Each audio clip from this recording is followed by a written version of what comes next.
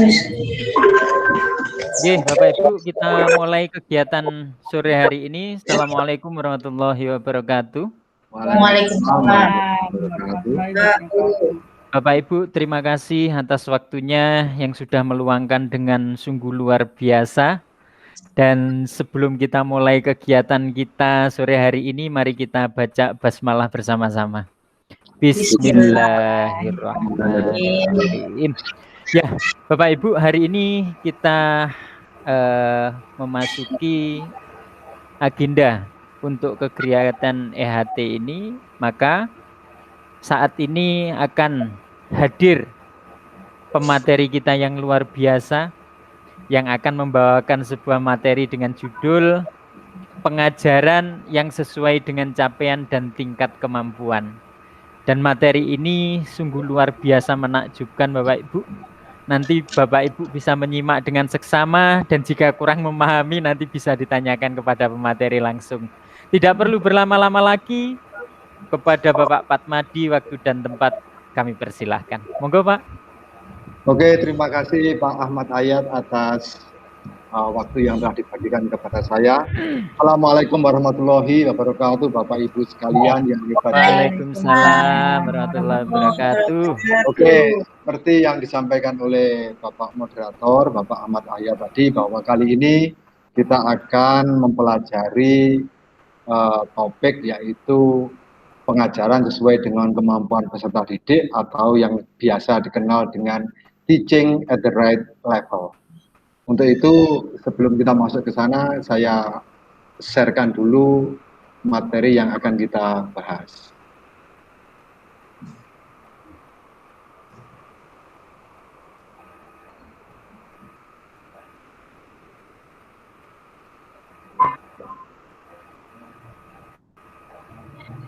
Bisa dilihat Bapak Ibu sekalian? Bisa Pak, bisa. Oke, mari kita mulai. Jadi topik kita kali ini adalah seperti yang saya sebutkan tadi, pengajaran yang sesuai dengan capaian dan tingkat kemampuan peserta didik. Nanti saya mohon Bapak Moderator, jikalau waktu sudah menunjukkan time limitnya, tolong diberitahu ya Bapak Moderator ya. Siap. Kami akan kode dengan jempol Pak nanti. Oke, terima kasih. Kita mulai dari sebuah pertanyaan untuk refleksi diri kita sendiri dulu Bapak. Peserta didik Anda mengalami kesulitan saat mengerjakan tugas yang harusnya sudah dikuasai olehnya. Mengapa hal tersebut terjadi?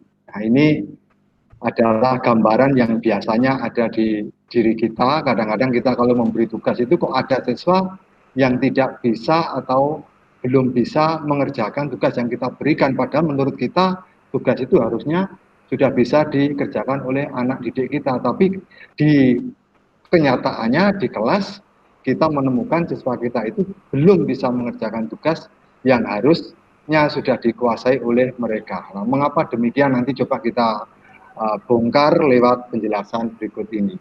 Slide berikutnya, bagaimana Bapak Ibu pengalamannya pada saat mengajar. Nah, jawabannya mungkin begini, nanti bisa kita elaborasi bersama-sama. Nanti saya akan bertanya kepada Bapak Ibu sekalian pengalaman masing-masing, kemudian apa yang dilakukan ketika menghadapi hal yang semacam ini. Jawabannya adalah level atau tingkat capaian ataupun kemampuan dari peserta didik tersebut yang belum tepat dengan capaian belajar yang diharapkan. Jadi ini mungkin tidak match. Jadi antara harapan dari kita sebagai pendidik dengan kemampuan peserta didik kita ternyata tidak match atau belum cocok. Kita sudah di level mana, peserta didik sudah di level mana. Ini jawabannya. Yang kedua, pembelajaran yang tepat untuk peserta didik harus disesuaikan dengan tingkat kemampuan dari peserta didik. Jadi ini rata-rata yang kita alami bahwa kemampuan peserta didik itu ternyata belum kita pahami dulu sebelumnya, karakteristiknya, kemampuannya, itu belum kita pahami, belum kita petakan, belum kita uji, tahu-tahu kita sudah memberikan pembelajaran, apalagi sudah mengirimkan tugas kepada para peserta didik kita, akibatnya ada sebagian peserta didik kita yang kemudian tidak mampu atau belum bisa mengerjakan tugas-tugas itu tadi. Kita lanjut ke slide berikutnya. Pengajaran sesuai dengan capaian atau tingkat pembelajaran. Pertanyaannya, bagaimana kita tahu kalau pengajaran kita ini harus bisa disesuaikan dengan kemampuan anak-anak kita sebelumnya? Itu pertanyaannya. Nah, seringkali disebut juga sebagai teaching at the right level, atau yang di judul kita tadi adalah pengajaran sesuai dengan capaian atau tingkat kemampuan peserta didik.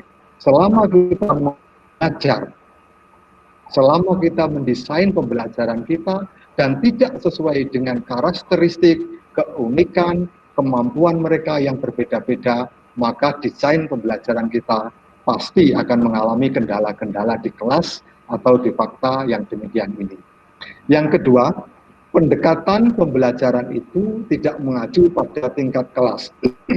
Yang selama ini kita hanya kelas 10, kelas 11, kelas 12, tapi sekarang kita harus berubah dengan paradigma pembelajaran baru ini, bahwa mengajarnya harus berdasarkan fase dari anak-anak itu. Oh, ini masih di kemampuan fase C, masih kemampuannya di fase D, kemampuannya di fase E, dan itu kita semua harus tahu. Harus kita teliti terlebih dahulu, harus kita identifikasi terlebih dahulu. Disesuaikan dengan capaian tingkat kemampuan kebutuhan peserta didik untuk mencapai capaian pembelajaran yang diharapkan. Jadi mengetahui karakteristik, mengetahui kemampuan, mengetahui capaian pembelajaran di fase berapa terhadap peserta didik kita sebelum kita mendesain sebuah pembelajaran, itu adalah syarat mutlak yang harus kita lakukan pada paradigma pembelajaran baru atau yang disingkat dengan PPP ini. Ini adalah bentuk implementasi yang sesuai dengan filosofi pendidikan Ki Hajar Dewantara, yang kita ketahui sekalian, Bapak Ibu sekalian, bahwa Ki Hajar Dewantara atau Ki Suryadi Suryaningrat memberi definisi pembelajaran yang harus berpusat kepada peserta didik ini adalah seorang pendidik harus menghamba kepada peserta didik. Artinya kalau dianalogikan bahwa tanaman padi akan tumbuh menjadi padi, tanaman jagung juga akan tumbuh menjadi jagung. Oleh karena itu cara treatment atau cara merawat tanaman ini tentu berbeda. Ketika kita menghadapi tanaman padi, kita harus merawatnya dengan teknik-teknik tanaman padi, dan ketika kita menghadapi tanaman jagung, kita juga harus menggunakan perawatan-perawatan yang dibutuhkan oleh tanaman jagung itu, supaya tanaman padi bisa tumbuh dengan subur menjadi tanaman padi, dan tanaman jagung juga bisa tumbuh menjadi tanaman jagung. Selanjutnya, sekilas mengenai pengajaran sesuai dengan capaian atau tingkat kemampuan. Yang perlu kita perhatikan pertama kali adalah penguatan kemampuan numerasi dan literasi pada peserta didik, serta pengetahuan pada mata pelajaran yang menjadi capaian pembelajaran. Jadi kita kuatkan dulu supaya kita tahu fasenya itu ada di mana. Jadi kita kuatkan dulu supaya fasenya ada di mana. Mungkin cara penguatannya kita juga bisa menggunakan pertanyaan-pertanyaan pemantik yang telah kita pelajari bersama. Yang kedua, dikelompokkan berdasarkan fase perkembangan ataupun sesuai dengan tingkat kemampuan peserta didik yang sama. Bapak Ibu sekalian yang saya hormati, bahwa ketika kita mencoba mengelompokkan peserta didik nanti setelah kita melakukan identifikasi, maka pasti akan kita temukan tingkat-tingkat atau level-level peserta didik kita. Misalnya, ada peserta didik kita yang kemampuannya di atas rata-rata, ada peserta didik kita yang kemampuannya rata-rata, dan juga ada peserta didik kita yang kemampuannya di bawah rata-rata. Nah, bagaimana treatment atau tindak lanjut kita atau pendampingan kita terhadap anak-anak yang mempunyai kemampuan di atas rata-rata, mempunyai kemampuan rata-rata, dan mempunyai kemampuan di bawah rata-rata, itu nanti pasti ada treatment-treatment lebih lanjut yang berbeda satu dengan yang lainnya. Yang ketiga, proses pembelajaran peserta didik akan disusun mengacu pada capaian pembelajaran tersebut, namun disesuaikan dengan karakteristik, potensi, kebutuhan peserta didik. Bapak Ibu sekalian yang saya hormati, bahwa CP atau capaian pendidikan ini adalah domainnya pemerintah. Jadi capaian pendidikan ini sudah ditetapkan oleh pemerintah. Sedangkan kita yang ada di satuan pendidikan, kita diberi fleksibilitas atau kebebasan untuk menerjemahkan capaian pendidikan ini menjadi serangkaian tujuan pembelajaran, tujuan pembelajaran dalam fase itu, yang apabila tujuan pembelajaran ini kita rangkai, maka tujuan pembelajaran yang sudah kita tetapkan itu tadi menjadi alur pembelajaran kita. Kemudian kemampuan atau kemajuan hasil belajar akan ditentukan berdasarkan evaluasi pembelajaran peserta didik yang belum mencapai capaian pembelajaran. Di fasenya akan mendapatkan pendampingan tertentu. Bapak Ibu sekalian, setelah kita melakukan serangkaian asesmen, apakah itu asesmen nanti asesmen formatif atau asesmen sumatif, nah di situ nanti kita akan mendapatkan sajian sebuah data bahwa anak-anak kita tadi seperti yang saya katakan tadi, ada anak yang di atas rata-rata, ada anak yang rata-rata, dan ada anak yang kemampuannya di bawah rata-rata. Nah, itu semua nanti yang akan menjadi data bagi kita, sehingga kita nanti bisa mengubah atau menyesuaikan desain pembelajaran kita nantinya. Slide berikutnya.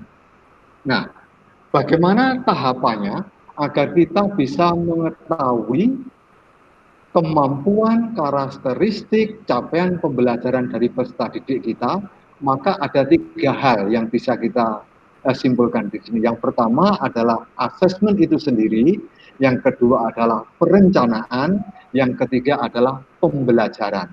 Bagaimana dengan asesmen, bagaimana dengan perencanaan, dan bagaimana dengan pembelajaran? Mari kita lihat slide berikutnya. Nah, asesmen. Manfaat dari asesmen adalah agar kita bisa membuat pembelajaran yang berpusat pada peserta didik, maka asesmen menjadi tahap pertama yang harus kita lakukan. Asesmen ini biasanya disebut dengan asesmen diagnostik. Yang ketiga, yang perlu dikenali antara lain potensi, karakteristik, kebutuhan, tahap perkembangan peserta didik, tahap capaian perkembangan anak, dan lain-lain. Bapak Ibu sekalian, dari asesmen inilah pentingnya kita membuat asesmen ini agar kita bisa memetakan apa yang dibutuhkan oleh peserta didik, apa yang dibutuhkan oleh peserta didik kita yang memiliki keunikan tersendiri, memiliki karakteristik sendiri, memiliki potensi-potensi sendiri. Jadi inilah pentingnya asesmen. Tapi di situ masih ada sebuah pertanyaan, apa sih yang dimaksud dengan asesmen diagnostik? Nanti kita elaborasi secara bersama-sama. Kemudian kita masuk ke tahapan perencanaan. Bagaimana merencanakan sebuah asesmen? Setelah berhasil mengidentifikasi potensi, karakteristik, tingkat capaian, kemampuan, maka bagian berikutnya adalah menyusun proses pembelajaran yang sesuai dengan data asesmen kita. Yang kedua, perencanaan ini juga termasuk pengelompokan peserta didik dalam tingkat yang sama. Jadi Bapak Ibu sekalian, asesmen itu kalau kita paham betul betapa pentingnya, karena akan memberikan gambaran kemampuan peserta didik yang beraneka ragam, karakter peserta didik yang berbeda-beda, dan apa yang dibutuhkan oleh peserta didik yang berbeda-beda juga, maka nanti kita akan bisa mendesain pembelajaran kita sesuai dengan peserta didik kita, atau yang biasa kita sebut dengan pembelajaran dengan berpusat kepada peserta didik.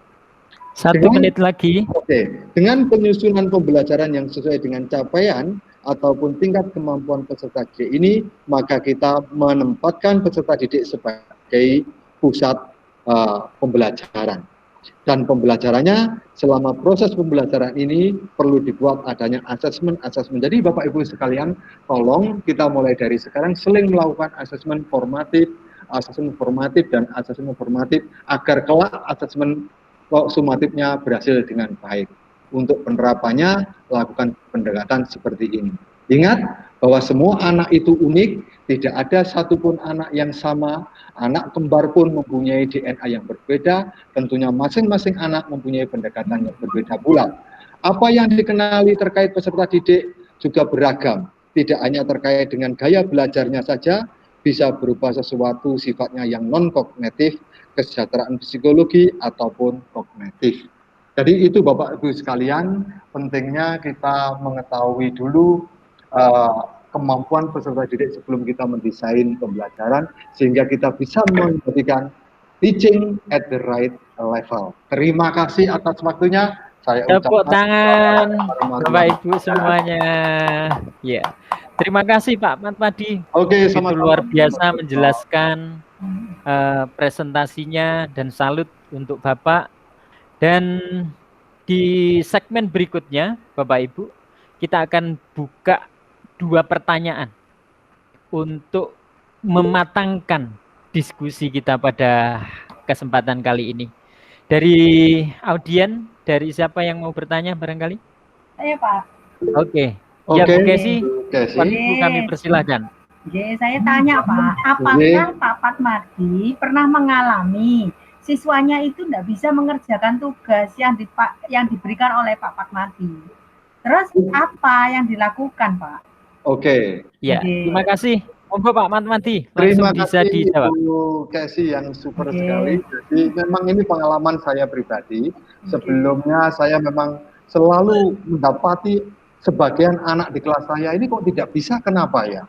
Nah, kemudian setelah mengikuti sekolah penggerak ini, akhirnya kami tahu bahwa memang kami mendesain pembelajaran ini tidak sesuai dengan karakteristik anak-anak itu. Jadi setelah saya mengikuti pelatihan ini, akhirnya saya tahu bahwa sebelum mendesain sebuah proses pembelajaran, maka kita harus melakukan asesmen dulu atau identifikasi dulu kepada karakteristik anak peserta didik kita. Demikian Ibu Kesi. Oke, terima kasih Terima Bapak kasih atas banyak. keterangannya. Sudah ya Bu Kesi ya? Oke, terima kasih Pak. Oke. Selanjutnya Ibu, mungkin ada pertanyaan yang lain? Saya Pak. Ya, silakan Bu. Iya, terima kasih atas waktu yang diberikan. Bapak tadi mengatakan bahwa perlunya kita mendiagnostik atau mengetahui kemampuan anak sebelum kita mendesain sebuah pembelajaran di kelas. Mohon dijelaskan lebih gimana ya Bapak ya, biar mendesainnya itu kayak semacam apa agar kita bisa mengaplikasikannya dengan tepat. Terima kasih. Ya, terima kasih Ibu. Waktu langsung kami berikan kepada pemateri. Silakan Pak Mat. Oke, terima kasih atas pertanyaan dari Ibu Dwi Utaminingsih yang super sekali. Jadi yang dimaksud dengan asesmen diagnostik adalah asesmen atau penilaian yang kita lakukan sebelum kita mendesain sebuah proses pembelajaran itu sendiri. Nah, di situ akan ada pertanyaan-pertanyaan yang bisa kita tujukan kepada peserta didik yang nantinya kita tahu bagaimana kesejahteraan psikologinya, bagaimana keadaan di rumahnya, bagaimana keadaan dengan teman-temannya, dan bagaimana dengan gaya belajarnya. Nah, dari keempat pertanyaan itu nanti kita akan mendapatkan sebuah gambaran fakta, sehingga nanti, oh saya mendesain pembelajaran saya karena gaya belajar anak itu seperti ini, desain pembelajarannya seperti ini. Karena kemampuannya di level ini, proses pembelajarannya juga seperti ini. Saya pikir itu Ibu Dwi Utaminingsih yang bisa saya sampaikan. Terima kasih banyak Pak Mat dan Bapak Ibu yang lain. Luar biasa, hari ini kita memperoleh pengetahuan yang luar biasa. Namun Bapak Ibu, karena memang waktu yang betul-betul sangat singkat dan sangat mepet, makanya apapun yang telah pemateri sampaikan, mudah-mudahan kita bisa menerapkan di lingkungan sekolah kita, betul? Amin, amin, amin. Dan bisa menjadi manfaat buat putra-putri kita, dan akhirnya menjadi kemaslahatan dalam kehidupan kita bersama-sama. Untuk itu Bapak Ibu, waktu sudah cukup untuk hari ini, dan untuk mengakhiri kegiatan kita pada saat ini kita bersama-sama baca hamdalah. Alhamdulillahirabbil alamin. Yang dari kami ada kurang lebihnya mohon maaf. Ihdinas siratal mustaqim. Wassalamualaikum warahmatullahi wabarakatuh. Waalaikumsalam warahmatullahi wabarakatuh.